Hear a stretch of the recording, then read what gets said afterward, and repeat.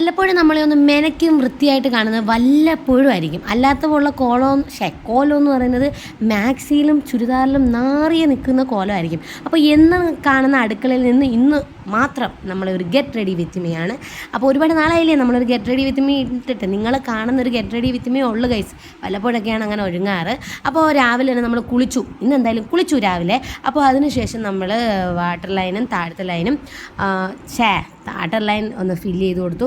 പിന്നെ അതിന് ശേഷം നമ്മൾ നൈകയുടെ നൈകയുടെ അല്ല ഏതൊരു ലിപ് പെൻസിൽ വെച്ച് അത് ചെയ്ത് കൊടുത്തു. പിന്നെ ലിപ്സ്റ്റിക് ഇട്ടു നൈകയുടെ. പിന്നെ വന്നിട്ട് നൈകയുടെ ഒരു ചെറിയൊരു ടിന്നിന് വേണ്ടിയിട്ട് ഞാൻ ഫൗണ്ടേഷൻ ഇട്ടു. കാര്യം കുറേ പ്രോഡക്റ്റ്സ് ഉപയോഗിച്ചാലും വലിയ കാര്യമൊന്നുമില്ല ഗൈസ്. നമ്മളെ കരിവാളിപ്പൊന്നും അങ്ങനെയൊന്നും പോകത്തില്ല.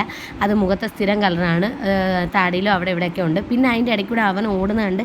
ഞാനും വാലും ഒക്കെ നേരെ ഓടിയിട്ടുണ്ട് അങ്ങോട്ട്. അതിനുശേഷം ഇച്ചിരി കഴിഞ്ഞാണ് വരുന്നത്. ഇതാണ് നമ്മളെ ഫൈനൽ ലുക്ക്. അപ്പോൾ ഇത് മീഷോ എന്നാണെന്ന് തോന്നുന്നു കേട്ടോ. അടുത്ത വീഡിയോ കാണുന്നവരെ ടാറ്റ.